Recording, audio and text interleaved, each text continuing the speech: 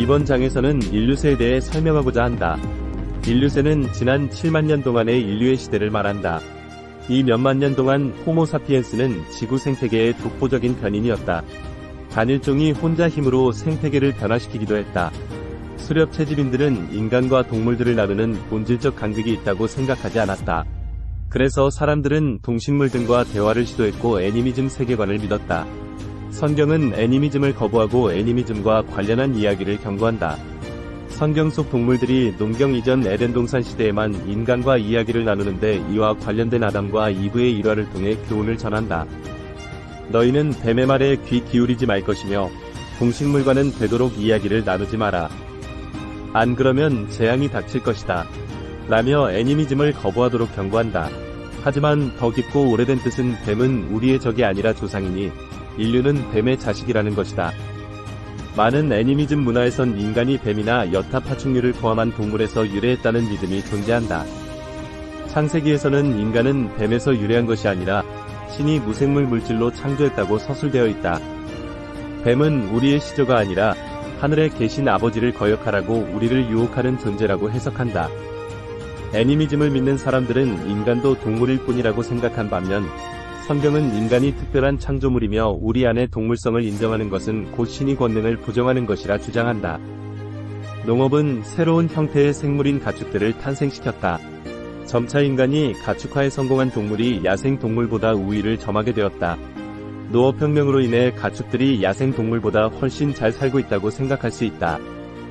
야생 동물은 먹이, 물, 쉴 곳을 찾아다녀야 하고 여러가지 위협으로부터 자유로울 수 없다. 하지만 가축들은 가만히 있어도 먹이, 물, 쉴 곳이 제공되며 인간으로부터 보호를 받기 때문이다. 하지만 인간의 욕망으로 사는 방식을 변화된 가축은 새로운 고통을 받고 있었다. 가축들이 야생의 조상에게서 물려받은 여러 육체적, 정서적, 사회적 필요가 농장에서는 불필요하다는 것에서 문제가 비롯된다. 동물들의 필요를 무시해도 농장주들은 경제적 손해가 없으므로 동물들을 좁은 우리에 가두고 착취한다. 동물들은 이러한 고통을 받지만 그럼에도 살아가고 번식한다. 모든 본능, 욕구, 감정이 생존과 번식의 필요로 진화한 것은 사실이지만 필요가 사라진다고 해서 함께 사라지는 것은 아니다.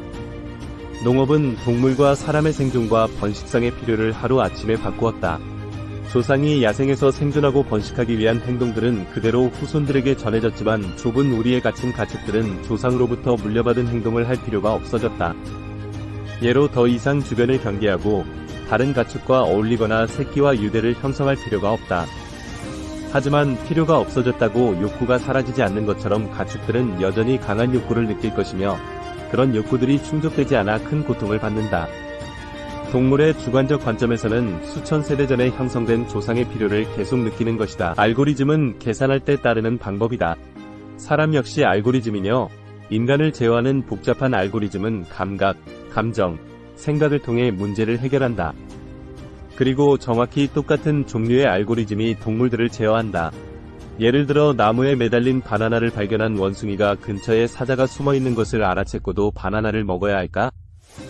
위험을 과대평가하는 알고리즘을 지닌 겁쟁이 원숭이는 굶어 죽을 것이고 과소평가한 알고리즘을 지닌 무모한 원숭이들은 사자의 먹이가 될 것이다. 그렇다면 동물들은 어떻게 알고리즘을 계산할까? 바로 감정과 감각이 알고리즘이다. 이러한 알고리즘은 생존 문제뿐만 아니라 번식 문제에서도 확인할 수 있다. 감정은 모든 포유류가 공유하는 성질이며 모든 포유류의 생존과 번식의 필수적인 생화학적 알고리즘이다. 개체마다 갖는 감정은 조금씩 다른데 어미와 새끼 사이의 유대감만큼은 모든 포유류가 공유하고 있다. 수백만 년의 진화는 포유류에게 정서적 유대를 맺고자 하는 강한 욕구와 필요를 심어주었다. 하지만 농경산업을 거친 현재는 가축들의 정서적 필요를 무시하며 가축들의 세계에서는 포유류의 근본적인 정서적 유대를 끊으며 출발한다. 수렵 채집인들은 자신들이 생태계에 끼치는 영향을 잘 인식하지 못했기 때문에 자신들을 우월한 존재라고 여기지 않았다. 그러므로 동물들의 욕구를 이해하고 존중하는 것에 수렵 채집인 무리의 생존이 달려있었다. 반면 농부들이 사는 세계에서 인간은 다른 동물들이 바라는 바에 얽매일 필요가 없었다.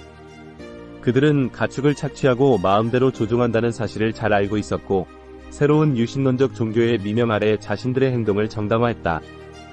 유신론적 종교들은 새로운 우주론적 신화를 통해 농업경제를 정당화했다.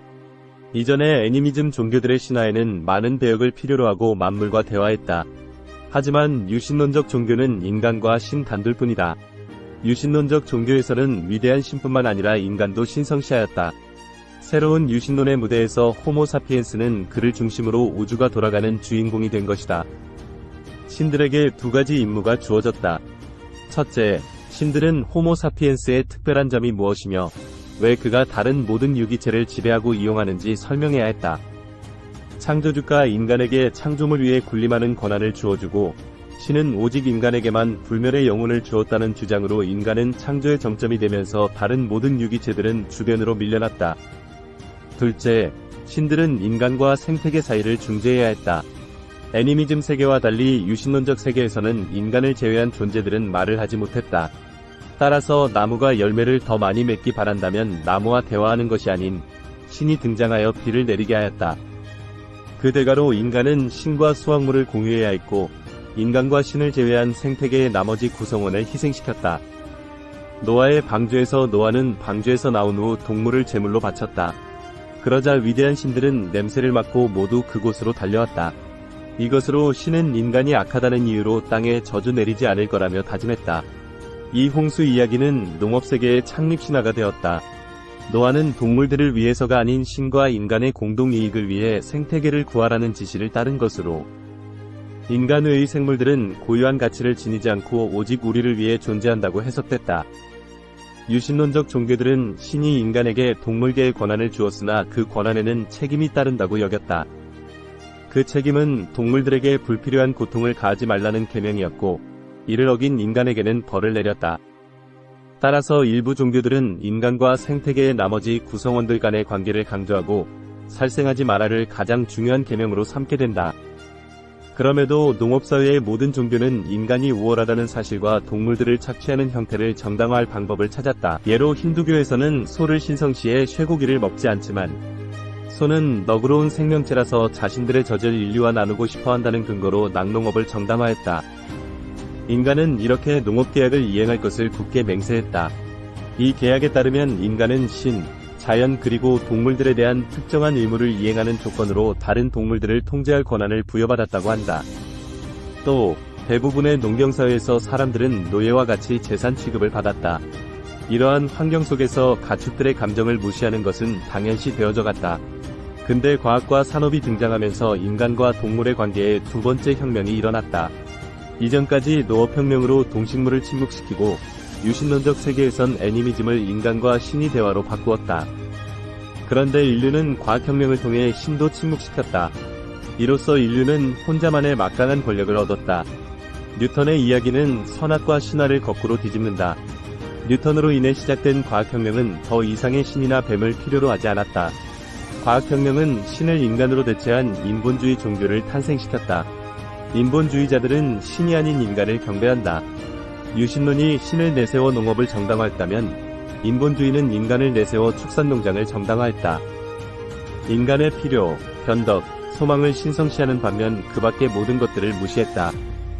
최근 들어 인간과 동물의 관계를 제고하기 시작하면서 동물을 무시하는 관행들이 점점 비판받는 추세이다. 하등한 생명체들의 운명에 관심을 갖게 된 것은 우리가 그들과 운명 공동체가 될 것이라는 생각 때문이다. 과연 인공지능이 스스로의 필요와 욕망을 채우기 위해 인간을 착취하고 죽여도 괜찮을까? 이 질문에 아니오를 대답하면서 과연 인간이 가축을 착취하고 죽여도 되는지 생각해보게 된 것이다.